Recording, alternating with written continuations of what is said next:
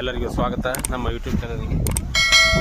Specially Shravana last ಶುಕ್ರವಾರ ಇದೆ, ಹಾಗಾಗಿ ನಾವು ಇವತ್ತು ದೇವರಿಗೆ ಬಂದಿದ್ವಿ.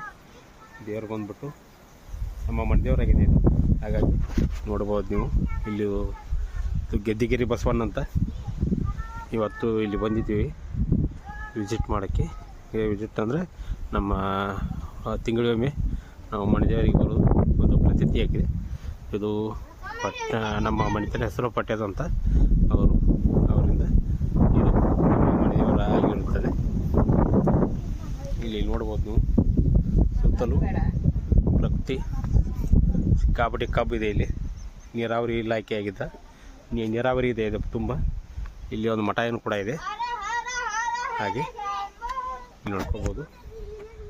ಇಲ್ಲಿ ಈ ದೇವಸ್ಥಾನಕ್ಕೆ ಬಂದರೆ ಸ್ವಲ್ಪ ನಮಗೆ ಜಾಸ್ತಿ ಸಿಗುತ್ತೆ, ಹಾಗಾಗಿ ನೋಡೋಣ ಫಸ್ಟು ಇಲ್ಲಿ ಏನೇನಿದೆ, ಇಲ್ಲಿ ಇರುವ ಸ್ಪೆಷಲಿ ಬಸವಣ್ಣ, ಅದಕ್ಕೆ ಗೆದ್ದಿಗೆರೆ ಬಸವಣ್ಣ ಅಂತ ಕೂಡ ಕರೀತಾರೆ.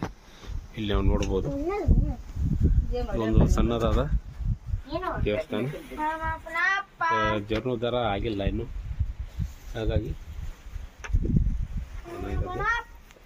ಮೂರ್ತಿ ನೋಡೋಣ ಫಸ್ಟು.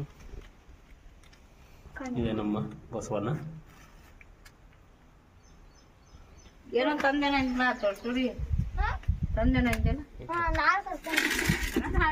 ಪೂಜೆ ಸಲ್ಲಿಸ್ತೇವೆ ನಾವು.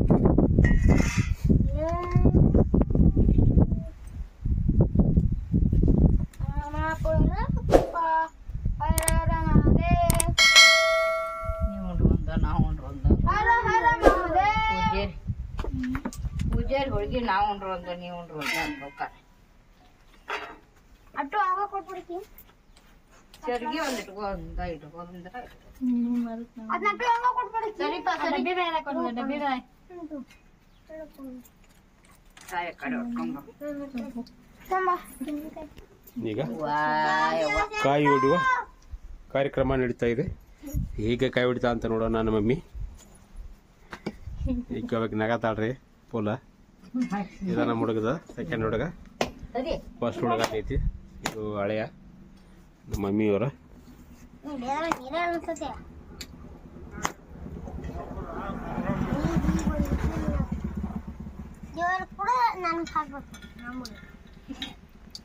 ದೇವ್ರ ಕುಡದಿಂದ ಬರ್ತಾವ ತೆಂಗಿನಕಾಯಿನ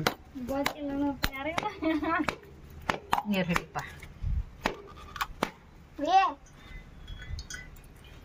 ಅಪ್ಪ ಇಲ್ಲಿ ನೀರು ಚೆಲ್ಲಿದ್ದು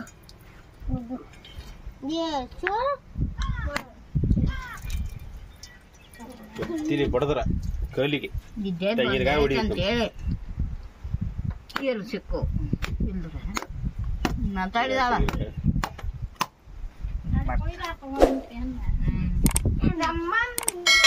ಸರಿ ಬಿಸಿ ಬರಿ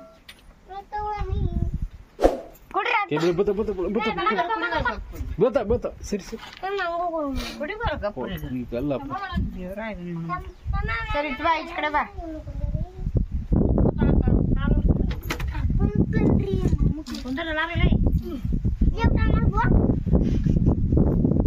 ಮಾಡ್ಬೋದು ಆದ್ರೆ ನಾನು ಅನಿಸೋದು ಮತ್ತೆ ಸಂಬುಕ ಕಡಿಪಟ್ಟಿಗೆ ತಂದಲ್ಲ ಅವನ ಹೆಸರು ಕೂಡ ನೀರಾವರಿ ತುಂಬಾನೇ ಫಲವತ್ತಾಗಿದೆ, ಹಾಗಾಗಿ ಎಲ್ಲ ಕಡೆ ಕಬ್ಬು ಬೆಳೆದಿದೆ. ನೋಡ್ಬೋದು ಇದು MK ಹುಬ್ಳಿ ಸಮೀಪದ MK ಹುಬ್ಳಿಯಿಂದ ಒಂದು 3 ಕಿಲೋಮೀಟರ್ ದೂರ ಇದೆ ದೇವಸ್ಥಾನ. ನೀವು ವಿಸಿಟ್ ಮಾಡೋದಾದ್ರೆ ಬರ್ಬೋದು. ಅದರ ಲೊಕೇಶನ್ ಕೂಡ ನಾನು ಡಿಸ್ಕ್ರಿಪ್ಷನ್ ಕೊಟ್ಟಿರ್ತೀನಿ.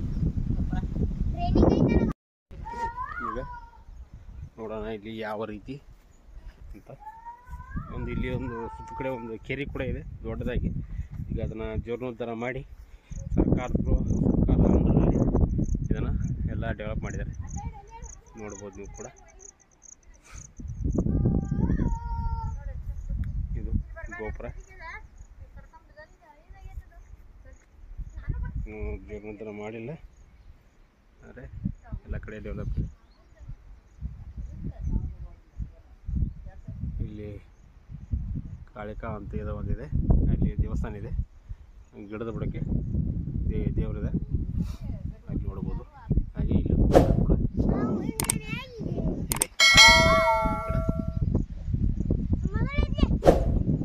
ಗಿರಿ ಮಠ ಅಂತ ಕೂಡ ಕರೀತಾರೆ ಅದನ್ನು. ಇಲ್ಲಿ ನೋಡ್ಬೋದು, ಇಲ್ಲಿ ಕಾಳಿಕಾದೇವಿ ದೇವಸ್ಥಾನ ಮೂರ್ತಿ ಇರೋದು ಕಂಡು ಬರುತ್ತೆ.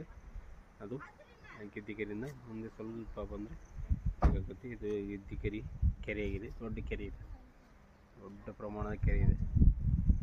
ಹಾಗಾಗಿ